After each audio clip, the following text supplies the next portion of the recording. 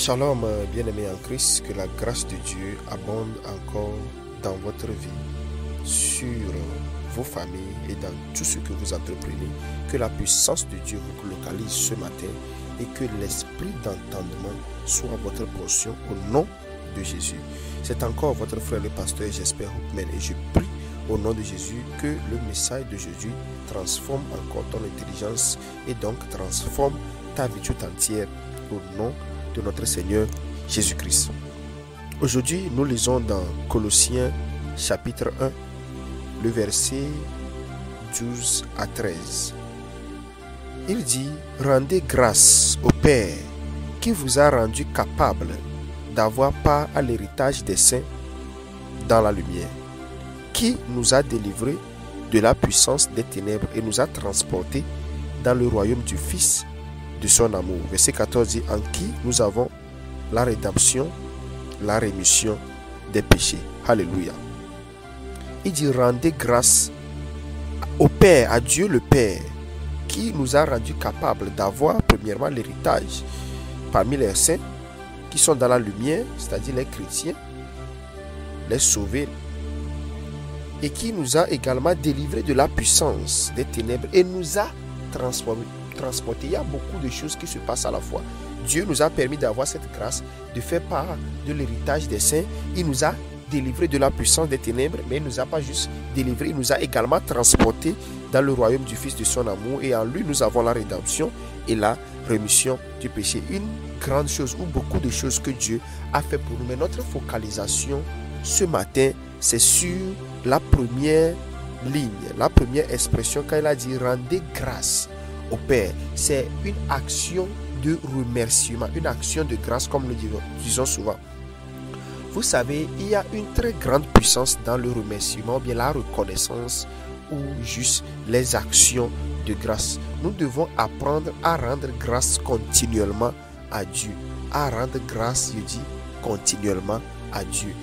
Vous savez, plusieurs personnes n'arrivent pas à recevoir de Dieu ou bien même perdent leur miracle parce qu'ils ne savent pas remercier Dieu. Je dis souvent que il y a une manière de demander à Dieu, mais il y a une manière de recevoir aussi de Dieu. Parce que quand tu pries, Dieu donne. Il dit: quiconque demande reçoit. Mais comment se fait-il que nous prions et nous ne recevons pas? Ce n'est pas parce que Dieu n'a pas donné, parce que Dieu a déjà donné sa parole quand il dit que quand tu pries, je vais te donner.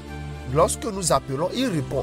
Mais il y a une manière de recevoir. Parce que je peux te donner de l'argent, mais tu peux ne pas recevoir de l'argent. Je peux même aller déposer ça sur ton compte bancaire, mais tu peux ne pas l'utiliser parce que les gens ne savent pas comment recevoir de Dieu. Il y a une manière de recevoir de Dieu. Et l'une des manières de recevoir de Dieu, c'est les actions de grâce ou bien les remerciements. Dans Philippiens chapitre 4, le verset 6, il dit: ne vous inquiétez de rien, mais en toute chose, par des prières, des supplications et des actions de grâce, faites connaître vos besoins à Dieu. Maintenant, nous faisons des prières et des supplications, nous ne l'accompagnons pas des actions de grâce. Tu ne peux pas recevoir ainsi. Mais il y a une promesse dans le verset 7. Il dit: quand tu le fais, tu auras la paix qui surpasse tout entendement. Plusieurs personnes n'ont pas la paix parce qu'ils ne savent pas comment recevoir la paix. Ils ne savent pas comment recevoir de Dieu. Or, la réception de Dieu se fait par des actions de grâce. Jésus-Christ a guéri 10 lépreux. 9 sont partis seulement, un seul est revenu. Et Jésus a dit: où sont les 9 autres?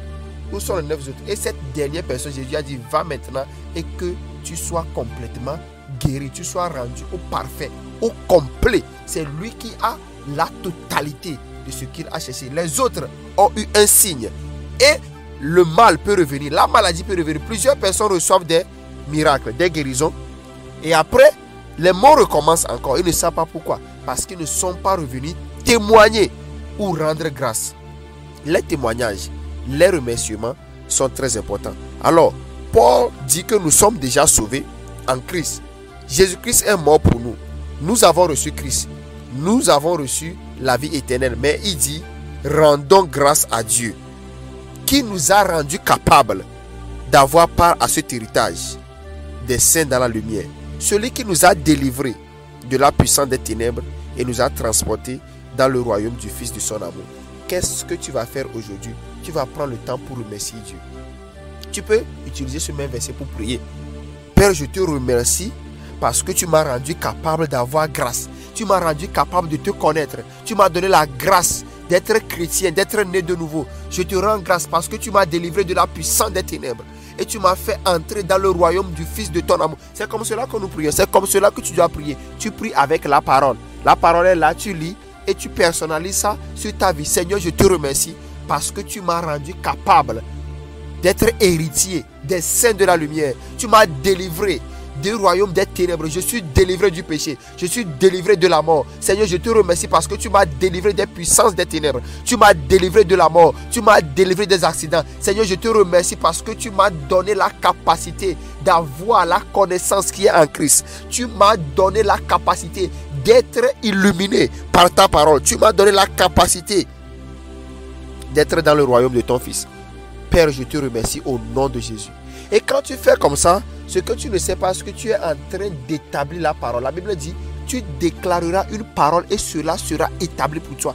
Quand tu dis Seigneur, je te remercie parce que tu m'as délivré de la puissance des ténèbres. Ce que tu ne sais pas est que même s'il y a une attaque contre ta vie, tu es en train de proclamer déjà ta victoire. Parce que tu n'es pas en train de prier, dire Seigneur, délivre-moi, délivre-moi, délivre-moi. Non, tu es en train de proclamer quelque chose qu'il a déjà fait. Tu dis, tu m'as délivré, je te remercie parce que tu m'as délivré de la puissance des ténèbres. Et automatiquement, cette délivrance s'opère dans ta vie sans que tu ne le saches. C'est très important que nous rendons grâce à Dieu.